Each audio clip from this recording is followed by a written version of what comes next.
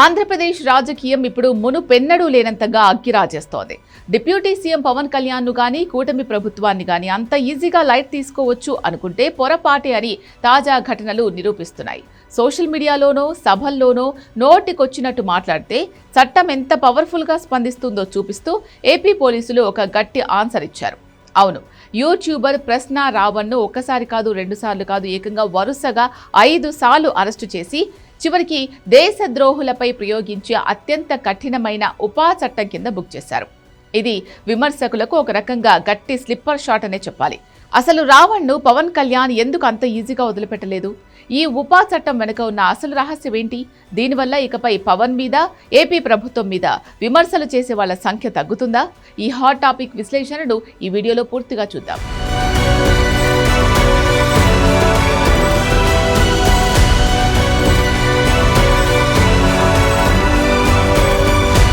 అసలేం జరిగిందంటే, గత నెల 28న ఏలూరులో జరిగిన జై భీమ్ భారత పార్టీ సభలో ప్రశ్న రావణ్ CM Chandrababu, deputy CM Pavan కళ్యాణ్లను టార్గెట్ చేస్తూ తీవ్రమైన అనుచిత వ్యాఖ్యలు చేశారు. దేవుడు నోరిచ్చారు కదా అని హద్దులు దాటి మాట్లాడడంతో జనసేన నాయకులు రంగంలోకి దిగారు. మొదట జూన్ 30న పిఠాపురం పోలీసులు రావణ్ను హైదరాబాద్లో అరెస్ట్ చేశారు. అక్కడి నుంచి మొదలైంది అసలు సినిమా. కోర్టు ఒక కేసులో బెయిల్ ఇస్తే పోలీస్ స్టేషన్ బయటకు రాకముందే సర్పవరం పోలీసులు అరెస్ట్ చేశారు. అక్కడ బెయిల్ వస్తే మచిలీపట్నం, ఆ తర్వాత పాయకరావుపేట పోలీసులు, ఇలా ఒకదాని తర్వాత ఒకటి వరుసగా 4 కేసులు అరెస్ట్ చేశారు.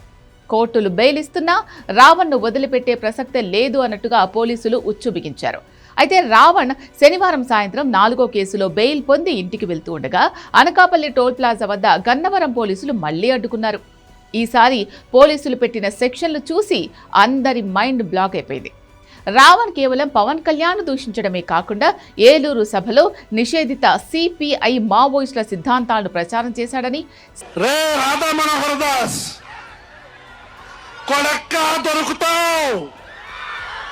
నువ్వు మతాల మధ్యలో చిచ్చు పడుతున్నావు, ప్రభుత్వాలు మారతాయి కొడక,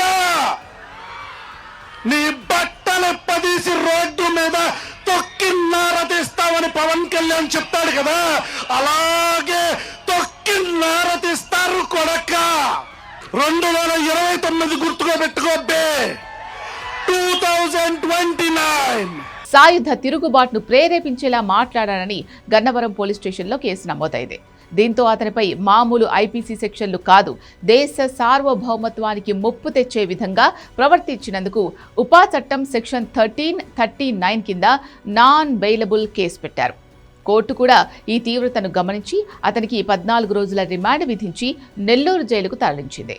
ఈ దెబ్బతో పవన్ కళ్యాణ్ తనను విమర్శించే వారికి ఎలాంటి చుక్కలు చూపిస్తారో స్పష్టమైన మెసేజ్ వెళ్లిపోయింది.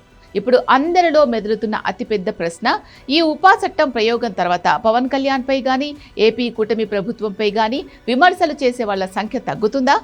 దీనికి సమాధానం ఖచ్చితంగా తగ్గుతుంది. ఎందుకంటే గతంలో విమర్శలు అంటే కేవలం రాజకీయ పరిధులకే పరిమితమయ్యేవి. కానీ ఈ మధ్య కాలంలో యూట్యూబ్లోనో సోషల్ మీడియాలోనో వ్యూస్ కోసం, పొలిటికల్ మైలేజ్ కోసం హద్దులు దాటి పర్సనల్ అటాక్స్ చేయడం ఒక ఫ్యాషన్ అయిపోయింది. దేవుళ్ళు, కుటుంబ సభ్యులను లాగుతూ దారుణమైన లాంగ్వేజ్ వాడుతున్నారు. కానీ ఎప్పుడైతే ఉపా లాంటి కఠినమైన చట్టాలు రంగంలోకి వచ్చాయో బెయిల్ రావడం కూడా అసాధ్యమని తేలిపోయింది.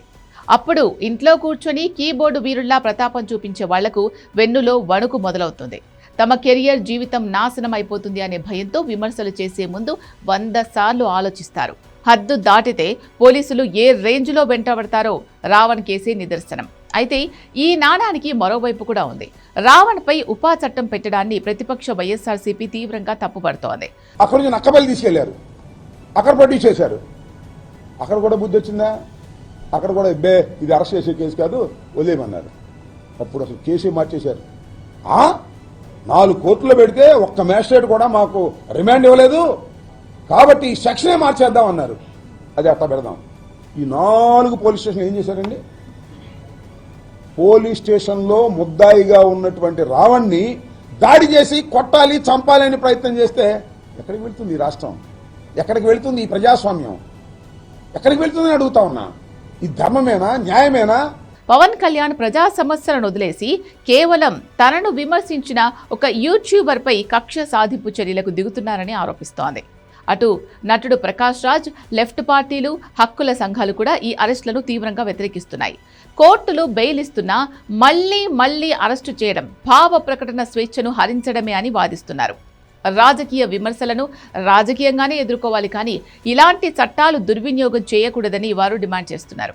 ఏదేమైనా ప్రభుత్వం మాత్రం శాంతి భద్రతలకు విఘాతం కలిగిస్తే ఎంతటి వారినైనా వదిలేది లేదని సిగ్నల్ ఇచ్చేసింది. చివరగా చెప్పాలంటే ప్రశ్న రావణ్ ఎపిసోడ్తో ఏపీ పాలిటిక్స్ నెక్స్ట్ లెవెల్కి వెళ్ళిపోయాయి.